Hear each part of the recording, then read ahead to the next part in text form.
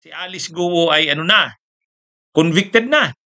Oh, nag-ano na, yung Pasig Regional Trial Court ay sinintensyahan na si Alice Guo. May iba pang mga ano, may iba pang mga akusado kasama ni Alice Guo. Ano ba ang kaso? Ang kaso nila ay qualified human trafficking. Qualified human trafficking. Ngayon mabigat 'yan kasi kapag simple na human trafficking hindi masyadong mabigat. Pero pag qualified human trafficking, mabigat 'yan. Ngayon, dahil mabigat na kaso 'yan, qualified human trafficking kaya nga non-bailable 'yan eh. Non-bailable na kaso 'yan, qualified human trafficking. Kaya yung sentensya sa kanya, reclusion perpetua. Ibig sabihin makukulong ka ng mga lampas 40 taon. Halos diyan ka na mamamatay, ano, ang pagtanda mo diyan ka na hanggang mamatay ka na siguro diyan sa ano, sa kulungan. Kaya ano 'yan eh, 'yan ang nakuha ni Alice Guo ng iba pa niyang mga co-accused. Hmm? Bakit anong nangyari sa qualified human trafficking?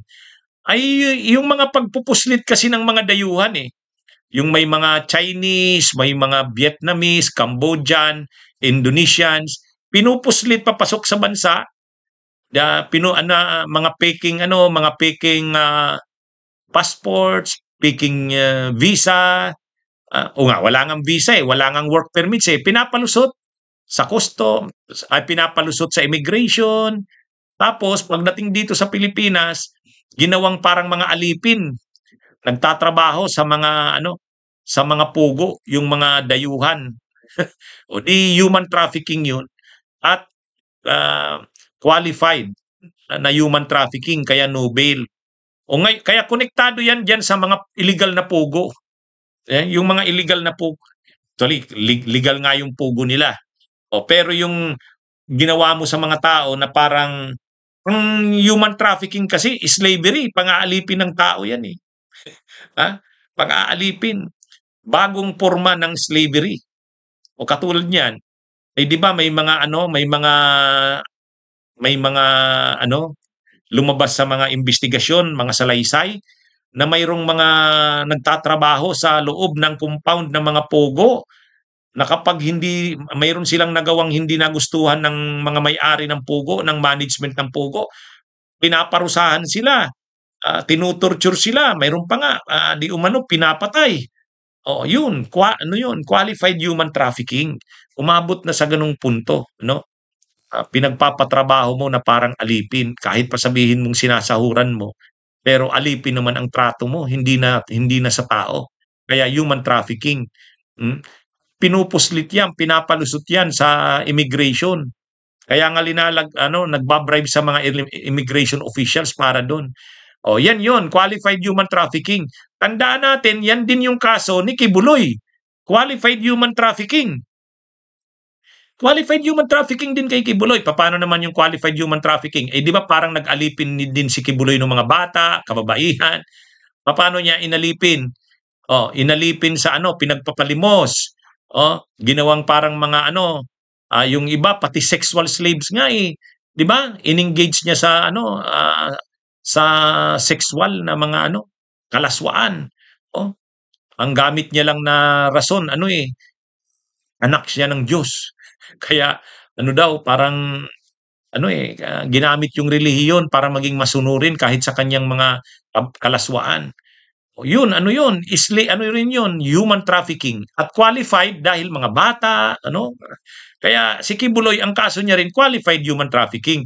Hindi nga lang pogo. Ngayon, si Harry Roque, yan din ang kaso. Qualified human trafficking din. Qualified human trafficking din ang kaso ni Roque. Kaya bakit naman siya qualified human trafficking? Kung si Alice Guo ay sa ano, kung si Alice Guo ay sa Bamban Tarlac, yung si ano naman, si Roque doon sa Pampanga. Sa Pampanga yon, yung kaila Cassandra Leong, yun ang kasama niya doon. Actually, konektado naman yan. Kaya lang, mas doon kay Cassandra Leong na-involve si Harry Roque. Kung saan doon sa compound ng Pogo nila Cassandra Leong, doon doon pinatira ni Harry Roque yung kanyang, ano niya ba yun? Staff niya daw. Ha? O, di ba? Doon yung pinatira. O, kaya doon na involved si Roque. Kaya ang kaso rin ni Roque, qualified human trafficking din. Hmm? Qualified human trafficking din ang kaso ni Roque. May warrant of arrest na siya. No bail din. Kaya ibig sabihin, pag na-deny yung kanyang political asylum doon sa the Netherlands, wala na siyang pupuntahan. Ano na siya, ibabalik na siya sa Pilipinas. At pag nakabalik siya sa Pilipinas, makukulong siya, walang piyansa. Kasi qualified human trafficking din eh. Ganon din ang ginawa. Yung nangyari kay Alice Guo, yun din ang ginawa ng nila Cassandra Leong doon sa isa pang compound ng malaking compound din yon ng Pogo rin. Ganon din ang mga tao rin, mga Chinese, mga Cambodian na mga pinagtrabaho, parang ginawang alipin. Kaya qualified human trafficking. Doon din na-involve si Roque. Doon na-involve. Nagpapalusot siya na hindi siya doon involved. Pero napakatibay ng ebidensya laban sa kanya. Kaya ang mangyayari, na-issuehan siya ngayon ng warrant of arrest. Sinasabi ni Roque, gawa-gawa lang daw yung kaso sa kanya. Hindi gawa-gawa yun. Matibay ang ebidensya laban sa kanya, sa totoo lang. Kaya pag nakabalik siya sa Pilipinas at nakulong, makukonvict din siya. Actually, sa Pasig Regional Trial Court din. Makukonvict din yan si Roque. Kaya, matindi itong Siguro nakarating na kay Roque ang nangyari kay Alice Guo. So iniisip niya, yan din ang kaso ko qualified human trafficking tapos illegal na pugo rin. Kaya lalong siya ngayon, siguro stress na si Roque. Na nga daw nagagrabe na ng gastos dun sa Netherlands. So tapos hindi niya pa makapiling ang kanyang mga pamilya. Kaya wala, nasira ang buhay ni Roque dito sa pagsama niya sa Duterte. Nasira. Tapos ngayon may kaso pa siya. Non-bailable pa. Qualified human trafficking. At yung mga unang nakasuhan tulad nito nila Alice Guo na convict na. Reclusion perpetual. Halos habang buhay na pagkakabilanggo yan. 40 years. Yan ang kakaharapin din ni Roque. Ito?